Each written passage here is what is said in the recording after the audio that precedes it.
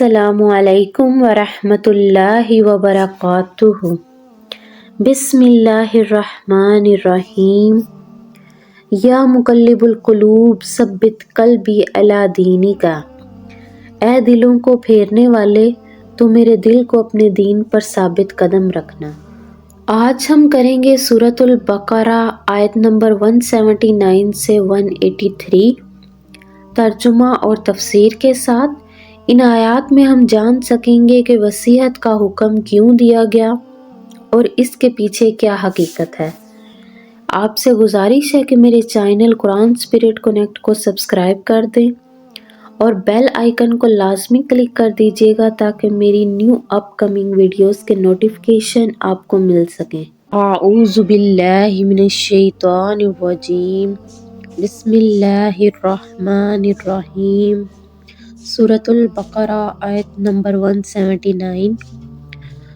وَلَكُمْ فِي الْقِصَاصِ، اور تمہارے لیے قصاص میں حیات یا اولی الالباب، زندگی ہے، حیات زندگی، یا اولی الالباب اے عقل والو، لعلکم تاکہ تم تتقون پرہیزگار ہو جاؤ۔ اور اے عقل والو، تمہارے لیے قصاص میں زندگی کا سامان ہے، امید ہے کہ تم اس کی خلاف ورزی سے بچو گے، یعنی اے عقل والو تاکہ تم پرہیزگار ہو جاؤ۔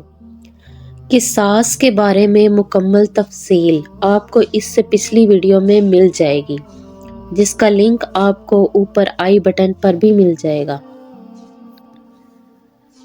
کتب علیکم، فرض کیا گیا تم پر، اذا حضر، جب آئے، احدکم، تمہارا کوئی، احدکم الموت، تمہارا کوئی یعنی تمہارے میں سے کسی کو موت آئے، ان ترک، اگر چھوڑا، خیرا للوصیۃ، مال وصیت کا، للوالدین، ماں باپ کے لیے، والاقربین، اور رشتہ داروں کے لیے، بالمعروف، دستور کے مطابق، حقاً، لازم ہے، علی المتقین، پرہیزگاروں پر۔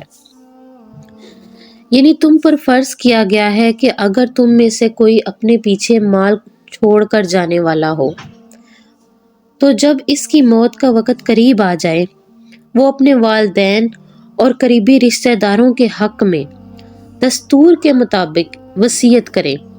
یہ متقی لوگوں کے ذمہ ایک لازمی حق ہے۔ یہ آیت اس دور میں نازل ہوئی تھی جب مرنے والے کے ترکے میں وارثوں کے حصے متعین نہیں ہوتے تھے، چنانچہ سارا ترکہ مرنے والوں کے لڑکوں کو مل جاتا تھا۔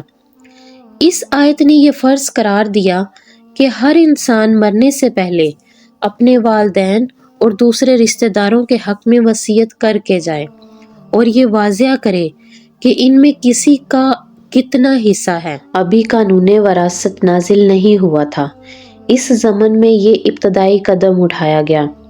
دور جاہلیت میں وراثت کی تقسیم اس طرح ہوتی تھی جیسے آج بھی ہندوؤں میں ہوتی ہے کہ مرنے والے کی ساری جائیداد کا مالک بڑا بیٹا بن جاتا ہے، اس کی بیوی، بیٹیاں، حتیٰ کہ دوسرے بیٹے بھی وراثت سے محروم رہتے ہیں۔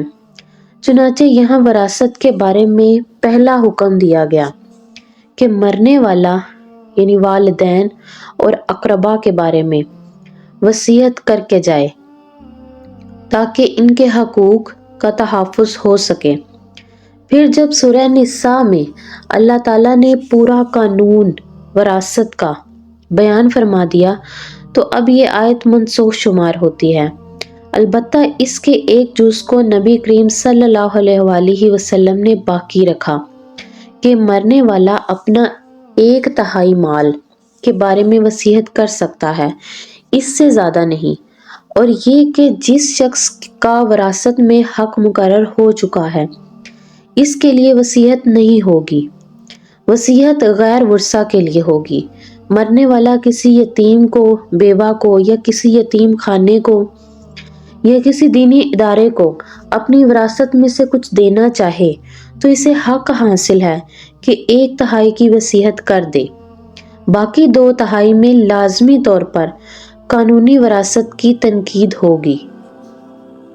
اس پر واجب اور ضروری ہے کہ وصیت کر کے جائے کہ ہمارے والدین کو یہ مل جائے، فلاں رشتہ دار کو یہ مل جائے، باقی جو بھی ورثہ ہیں ان کے حصے میں آ جائے۔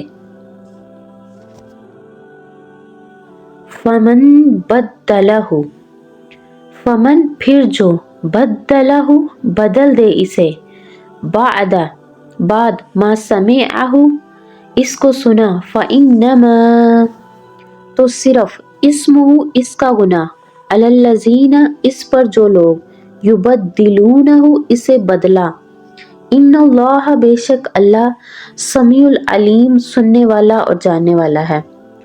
پھر جو شخص اس وصیت کو سننے کے بعد اس میں کوئی تبدیلی کرے گا تو اس کا گناہ ان لوگوں پر ہوگا جو اس میں تبدیلی کریں گے۔ یقین رکھو کہ اللہ تعالیٰ سب کچھ سنتا اور جانتا ہے۔ یعنی جن لوگوں نے مرنے والے کی زبان سے کوئی وصیت سنی ہو، ان کے لیے ہرگز جائز نہیں ہے کہ وہ اس میں کوئی کمی پیشی کریں، اس کی بجائے ان کے لیے وصیت پر عمل کرنا واجب ہے۔ فمن خوف، فمن پس جو، خوف خوف کرے، من موصن کے وصیت کرنے والا، جنفن طرفداری کرے، او اسمن یا گناہ کرے، فاصلح پھر اصلاح کر دے، بینہم ان کے درمیان، فلا تو پس نہیں، اسم کوئی گناہ، علیہ اس پر، ان اللہ بے شک اللہ، غفور الرحیم بخشنے والا اور رحم کرنے والا ہے۔ ہاں اگر کسی شخص کو یہ اندیشہ ہو کہ کوئی وصیت کرنے والا بے جا طرفداری یا گناہ کا ارتکاب کر رہا ہے اور وہ متعلقہ آدمیوں کے درمیان صلح کرا دے تو اس پر کوئی گناہ نہیں، بے شک اللہ تعالیٰ بہت بخشنے والا اور بڑا مہربان ہے۔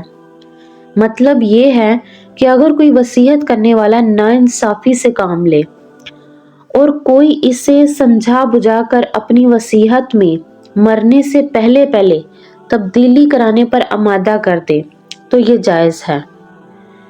یا ایہا الذین آمنوا، اے لوگو جو ایمان لے آئے، کتبہ فرض کیے گئے، علیکم الصیام روزے تم پر، علیکم تم پر، کما جیسے کہ، کتبہ فرض کیے گئے، علی الذین دوسرے لوگوں پر، من قبلکم تم سے پہلے، لعلکم تاکہ تم تتقون پرہیزگار بن جاؤ۔ اے ایمان والو تم پر روزے فرض کر دیے گئے ہیں جس طرح تم سے پہلے لوگوں پر فرض کیے گئے تھے تاکہ تمہارے اندر تقوی پیدا ہو۔